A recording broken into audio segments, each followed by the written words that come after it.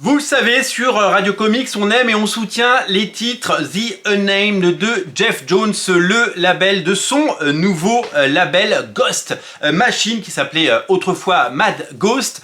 Eh bien, vous avez peut-être déjà lu le premier tome de Giger, en sachant que le deuxième vient de sortir, bien entendu. Et vous avez certainement lu également le fabuleux et l'excellent Junkyard Joe par les mêmes auteurs, Geoff Johns et Gary Frank. Je suis en train de relire, puisque je les avais lus en version originale, je suis en train de relire le Red Coat. Regardez, hop, j'ai mis un petit marque-page pour vous montrer où j'en suis. Le Red Coat qui est absolument génial et on va en reparler très prochainement dans une vidéo dédiée parce que c'est vraiment la meilleure série.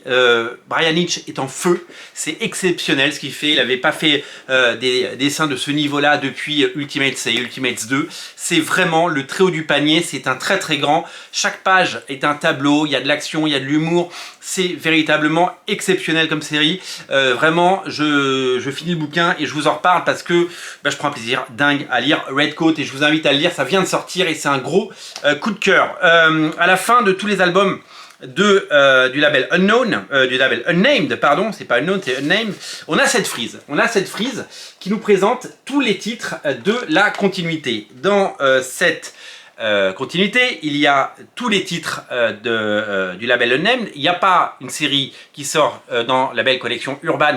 Cette série s'appelle J'ai un trou de mémoire, celle qui est faite par Jason Fabok, évidemment au moment de vous le dire j'oublie, mais il y a toutes les autres. Il y a notamment une série qui s'appelle Hyde Street, je vais vous montrer, hop, Hyde Street, c'est la série de Geoff Johns et Ivan Reis, une autre recrue incroyable de Geoff Johns qui est allé chercher les meilleurs auteurs de chez DC Comics.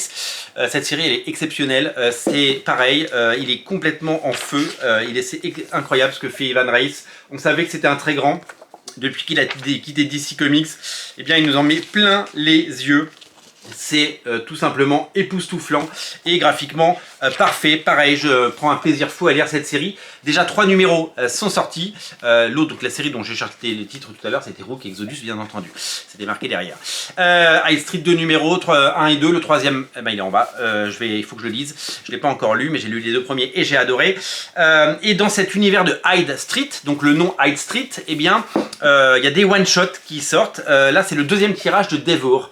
Devour est une autre série d'horreur scénarisée par Metal Chute, je n'arrive pas à prononcer ce nom, et c'est dessiné par l'excellente Leila Lez, Cocorico. C'est vraiment génial de voir autant de talent et d'énergie dans ces one-shots. C'est des bouquins qui font, je crois, 48 pages et c'est graphiquement parfait parce que Leila, elle dessine magnifiquement bien et elle a rejoint, vous le savez, l'écurie de Geoff Johns. Donc c'est pas Geoff Johns qui écrit, mais de temps en temps il fait appel à des auteurs. Deux nouvelles séries ont été annoncées dans ce label Ghost Machine. Deux nouvelles séries. On va commencer par le one-shot et on finira en beauté. Le one-shot, c'est tout simplement un autre one-shot issu de cet univers, de l'univers de Hyde Street. Donc c'est un spin-off de Hyde Street, donc des histoires d'horreur. Et c'est encore par les mêmes auteurs, Metal Schutz et Leila Lez. Donc Leila Lez revient pour un second numéro et ça va s'appeler Sisterhood. Sisterhood, ça sort très prochainement. Ça vient d'être annoncé au Comics Pro. Vous savez, ce salon des professionnels qui propose évidemment de découvrir les séries de demain. Je peux vous montrer à quoi ça va ressembler, Sisterhood. Voilà la couverture, c'est sur la page Facebook de Ghost Machine. Je vous invite, évidemment, le label Ghost Machine, je vous invite évidemment à la découvrir. Donc ça, c'est vraiment super chouette. Et dans les annonces, on a découvert ça. Je vous le montre. Dans les annonces, la deuxième annonce, c'est ça. C'est une série qui s'appelle First Ghost, toujours dans le label Ghost Machine. Et c'est scénarisé par, évidemment, Geoff Johns, accompagné de Brad Meltzer. Et regardez qui vient d'être au dessin, Gene A. Oui, Gene A, on va en parler de Gene A, mais d'abord on va parler de First Ghost. Quand on voit First Ghost, on voit une sorte de maison blanche avec marqué First Ghost. Et quand on regarde, donc à la fin de Red Coat, on voit dans cette chronologie, on voit, regardez, là il y a le logo, il était déjà annoncé, cette série était prévue de longue date. et elle prend enfin corps puisqu'elle va prendre vie dans les prochains mois. Donc c'est une nouvelle série qui va venir s'additionner à Giger, à Junkyard Joe, à Redcoat et à toutes les autres séries, parce qu'il y en a qui s'appellent Widow X, on ne connaît pas encore, The Monster, Unknown War, donc il y a plein de séries qui pour le moment n'ont pas débuté, qui vont arriver et qui vont certainement pouvoir vous régaler, parce que pour le moment c'est, alors d'abord c'est magnifiquement produit, des bons dessins, des bons scénarios, des bonnes histoires, vraiment. J'ai pas encore lu le deuxième tome de Giger parce que je viens de l'acheter. Mais Giger, le premier tome, j'avais adoré. Junkyard Joe, je l'ai dévoré, j'ai vraiment adoré. Et là, je suis en train de me régaler sur Redcoat. Donc vraiment, on est sur du haut du panier, c'est une évidence. Et on est vraiment sur des séries d'exception qui méritent d'être lues. Donc on récapitule. Dans le label Hyde Street, donc il y a la série principale, dessinée par Ivan Reis. Il y a les one-shots, Devour et Sisterhood qui arrivent. Et donc, la série spin-off, une série de cette continuité, c'est First Ghost, avec ce logo que je vous ai montré. Gene Ha, c'est un dessinateur qu'on n'a pas vu depuis un sacré bout de temps. Son dernier projet, c'était chez Dark Horse, c'était une série qui s'appelait Mae ou un truc comme ça, qui n'avait pas rencontré un très très grand succès. C'est un auteur qu'on a beaucoup moins vu ces dernières années. On ne sait pas trop ce qu'il a fait. C'est toujours mystérieux de voir des auteurs de comics disparaître. Alors peut-être qu'ils travaillent dans la publicité, dans le cinéma, dans l'animation, dans les jeux vidéo. Ils font tout simplement de l'illustration, des commissions, ils gagnent très bien leur vie en faisant le tour des salons. Mais Gene Ha, c'est un dessinateur que j'ai toujours adoré. J'ai la chance d'avoir un original de Gene Ha issu de son Authority, puisque c'est lui qui avait relancé Authority avec Grant Morrison au début des années 2000. C'était assez merveilleux ce qu'ils avaient fait ensemble. Ils avaient relancé Authority, parce qu'Authority c'était évidemment la série culte de Warren Ellis, Brian Hitch, Mark Millar et Frank Quitely. La série avait été relancée de la plus belle des manières. Et c'est Gene Ha qui avait fait les 2 premiers numéros de cette série. Alors Gene Ha, c'est aussi la série Top 10.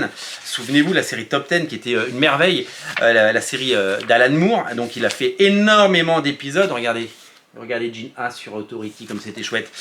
Et ça, c'était vraiment quelque chose d'exceptionnel. Donc moi, vraiment, j'ai la chance d'avoir un original de Gene Ha. J'essaie de voir si je le trouve dans ces pages, parce que c'est toujours très chouette. Il a un style vraiment d'une pureté et d'une beauté absolue. Et donc, c'est une nouvelle magnifique recrue pour... voilà, ça c'est la page que j'ai. Ça c'est la page que j'ai en version originale. Je l'ai acheté au Lille Comics Festival il y a 15 ans. Autant vous dire que ça fait un bail. Il m'avait même dessiné, il m'avait fait un petit portrait, et j'ai un portrait de moi à l'époque où j'avais des cheveux, que je garde précieusement, bien entendu. Véritable talent. Donc ça c'était édité par Panini Comics à l'époque, hein. C'était le Authority tome 1 de Morrison et Gene Ha, et c'était Keith Giffen c'est Robertson.